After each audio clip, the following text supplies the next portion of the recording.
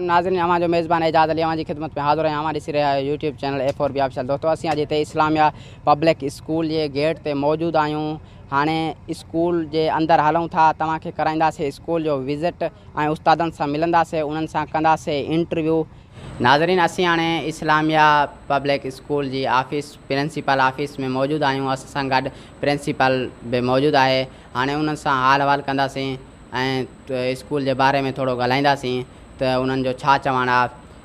उस्ताद साहिबु असांखे इहो ॿुधाइजो त हीअ जेका लॉकडाउन थी 2-3 महीना लॉकडाउन हली, उन लॉकडाउन जे हवाले सां तव्हां ॿारनि खे छा उन्हनि जो इंतज़ाम कयो आहे ऐं तव्हां उन्हनि में लॉकडाउन जे हिसाब में हाणे ॿारनि खे उहा जेकी तालीम उन्हनि जी रुकिजी वई ऐं उन्हनि जो जेको पढ़ाई रुकी वई, उन पढ़ाई जो माना उहो खाल भरण जे लाइ तव्हां कहिड़ो इंतज़ाम कयो आहे हवाले सां? जी बिल्कुलु, गवर्नमेंट जे ऐलान खां पोइ जेको सिंध हुकूमत ऐलान कयो स्कूल खोलण जो, त उन ते इनशाअल्लाह असां बाक़ाइदगी सां SOPs ते अमल करे हिकिड़ी तालीम जो ॿीहर नओं सिलसिलो असां जेको आहे स्टार्ट कयो आहे। उन में जेके ॿार तालीम खां 5-6 महीना महरूम थिया, उनजे लाइ असां ॿारनि खां हिकिड़ी टेस्ट वरिती आहे त जेके ॿार पंहिंजो जेको पोयों होमवर्क हुयो या जेके सबक़ हुया उन्हनि विसारे छॾिया, उस्ताद साहिबान खे असां वरी हिकिड़ी गुज़ारिश कईसीं, उन्हनि खे हिकिड़ो सिलेबस ॾिनोसीं त उहे वरी मुंड खां ई माना उन्हनि खे वरी ॿीहर पढ़ाइणु शुरू कयो आहे। मतिलबु जेकॾहिं पोएं क्लास में ॿार उहे इंग्लिश हुई या मैथ हुई जा विसारे आया हुया त उन्हनि खे वरी ॿीहर असां तालीम ॾियण जो सिलसिलो वरी ॿीहर शुरू कयो आहे। अच्छा, तक़रीबन तव्हांजे स्कूल में केतिरा ॿार तालीम हूंदा? तालीम जी जी लॻभॻि 200 आहिनि, तक़रीबन 200 थी वेंदा तक़रीबन। उन्हनि जे इन जे कोरोना जे बचाव जे हिसाब सां तव्हां छा इंतज़ाम कयो आहे? सभ खां पहिरियां त असां वटि हिकिड़ी टेम्परेचर गन आहे। ॿार जेको माना स्कूल में एंट्री थिए थो पियो त असां हुनजा टेम्परेचर गन सां हुनजो टेम्परेचर जेको आहे चेक कंदा आहियूं। जेकॾहिं ॿार जो टेम्परेचर हाई वञे थो पियो त हुनखे असां गेट खां ई ॿार वापसि मोकिले छॾींदा आहियूं। मास्क आहे, मास्क जेको आहे लाज़मी आहे हर ॿार खे। सैनिटाइज़र जो इस्तेमालु आहे, रोज़ानो हैंड वॉश थींदा आहिनि। तव्हांजो स्कूल मीडियम छा आहे, सिंधी या इंग्लिश आहे? इंग्लिश मीडियम आहे। इंग्लिश मीडियम आहे। 8वीं क्लास ताईं मिडल स्कूल आहे। KG खां वठी असां 8वीं क्लास ताईं जेको आहे तालीम ॾेई रहिया आहियूं हिते। अच्छा अच्छा, तक़रीबन केतिरा सब्जेक्ट पढ़ायो था? डेली असां 6-7 सब्जेक्ट हलनि था पिया, उहो क्लास जे हिसाब सां आहिनि। मिसाल जीअं 2 क्लास जा जेतिरा सब्जेक्ट आहिनि उहे सभई सब्जेक्ट हलनि था पिया।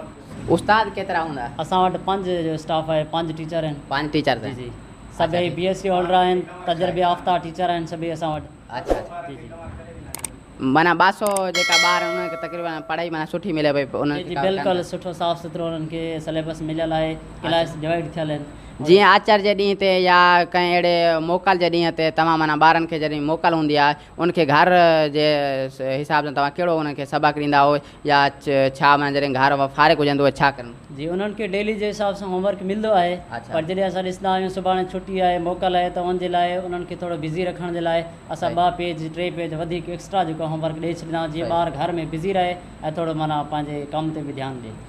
अच्छा, मोकल जे हिसाब सां जेका कोरोना थी उन जे हिसाब सां ॿार जेका पोइते थी विया उहो तव्हां छा था सम्झो त घणी पढ़ाई उनजी रुकी वई आहे छा? तक़रीबन साईं जेके ॿार घरनि में ट्यूशन पढ़िया या जेके वालदेन उन्हनि ॿारनि ते थोरो तवजा ॾिनी ने, उहे ॿार माशाल्लाह पंहिंजी लेवल ते पूरा ई हुया। उन्हनि खे जेको असां पढ़ायोसीं उहो पंहिंजी तालीम बाक़ाइदगी सां उहो ई जारी रखी उन्हनि। बाक़ी जेके ॿार ट्यूशन अवेलेबल न थी सघियो उन्हनि खे या जेके ॿारनि जे वालदेन थोरो तवजा न ॾिनी ने, उहे जेके न पंहिंजो सभु कुझु विसारे आया, बिल्कुलु वॾो हिकिड़ो नुक़सानु थियो असांजे इदारे जो, ॿारनि जी तालीम जो वॾो। वरी असां उन्हनि खे ॿीहर मुंड खां वठी वरी शुरू कयो आहे। स्कूल जो एडमिनिस्ट्रेटर सर अलीकबर लघारी साहब आहिनि, जन हीउ इदारो खोलियो आहे। असां हिकिड़ो मिशन रखियो होसीं, हिकिड़ी सोच असांखे आई त बाबा हे जेको इलाइक़ो आहे जंहिंमें मेन ॻोठ थी विया, ॻोठ बख्शो लघारी हुयो, ॻोठ करम लघारी हुयो या वेझड़ाई जा ॿिया जेके बि ॻोठ हुया, हुते तालीम बिल्कुलु न हुई। शहर थोरो परे आहे, वालदेन खे पुॼाइण में मसइलो थिए पियो। उन लाइ असां सोचियोसीं त हिते हिकु अहिड़ो इदारो क़ाइमु कयो वञे, मुहैया कई वञे। त इन हिसाब सां असां जेको आहे हिकिड़ो मशवरो करे हिते हिकिड़ो असां स्कूल जो बुनियादु रखियोसीं। माशाल्लाह असां सां ॻोठ वारनि जो बिल्कुलु तावन रहियो, वालदेन जो। अॼु माशाल्लाह असांजे स्कूल खे 2 साल कंप्लीट थियण वारा आहिनि। असांखे सुठी हिकिड़ी कामयाबी मिली आहे ऐं फीस बि तमामु घटि आहे, मयारी तालीम आहे हिते। ख़ासि तौर ते नियाणियूं जेके आहिनि उहे उन्हनि खे तालीम हासिलु करण जो तमामु बहितरीनु हिकिड़ो मौक़ो आहे।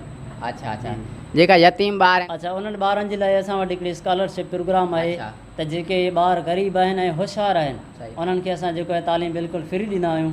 उन्हनि जी को फीस न आहे, बल्कि गवर्नमेंट जो बि इहो माना ऐलान आहे त 50% कोटा आहे स्कॉलरशिप उहा यतीम ऐं ग़रीब ॿारनि जे लाइ उहा असां वटि माना 100 जे पोयां 10 ॿार असां वटि फ्री पढ़ंदा आहे। जी तव्हां आख़िर में वालदेन खे कहिड़ो मैसेज ॾियणु चाहींदा हुए? असांजो वालदेन खे इहो ई मैसेज आहे त पंहिंजे ॿारनि खे सुठी तालीम ॾियनि। अॼु जे दौर में जेको तालीम याफ़्ता आहे उहो माण्हू ई अॻिते वधी रहियो आहे। छाकाणि त बग़ैर तालीम जे इंसानु जेको आहे ईअं सम्झ अधूरो बि आहे, इहे सम्झी खणूं त ऐं जेको आहे पंहिंजे ॿारनि खे सुठी तालीम ॾियनि। सुठा इदारा हलनि था पिया, असांजो स्कूल बि सुठो आहे माशाल्लाह, सुठी तालीम आहे। जेकॾहिं ज़रूरी न आहे उहे असांजे स्कूल में ॿारनि खे अची पढ़ाइनि, इहो लाज़मी कोन्हे, लेकिन पंहिंजनि न्याणियुनि खे पंहिंजी औलाद खे सुठे इदारे में दाख़िल कराइनि ऐं उन्हनि खे पंहिंजी बहितरी तालीम ॾियनि। इहो ई मैसेज आहे। जी हाणे तव्हां पंहिंजे स्कूल जो असांखे विज़िट करायो थोरो स्कूल जो विज़िट कयूं। भले तव्हां क्लासनि जो विज़िट कयो, असांजी SOPs खे बि ॾिसो त असांजे SOPs ते असां केतिरो अमल करे रहिया आहियूं। बाक़ी असां इहो ॾेखारणु चाहींदासीं त असां बिल्कुलु जेको स्टार्ट कयो आहे स्कूल गवर्नमेंट जे ऐलान मुताबिक़ असां बिल्कुलु 100% ई जेको आहे SOPs ते अमल करे रहिया आहियूं। नाज़रीन, असीं हिते इस्लामिया पब्लिक स्कूल दाद लगारी जे क़रीब 10 RD चोटरी ते जेको स्कूल जो विज़िट कयोसीं, उस्तादनि सां इंटरव्यू कयोसीं ऐं हिते ॾिठोसीं त तमामु बहितरीनु जेका पढ़ाई थिए पई ऐं SOPs ते अमल थींदे जेको तमामु बहितरीनु पढ़ाई कई पई वञे ऐं उस्ताद सुठा उस्ताद आहिनि, तजुर्बेकार उस्ताद आहिनि ऐं असां थोराइता आहियूं, शुक्रगुज़ार आहियूं जन पंहिंजो क़ीमती टाइम ॾेई असांखे विज़िट करायो पंहिंजे स्कूल जो।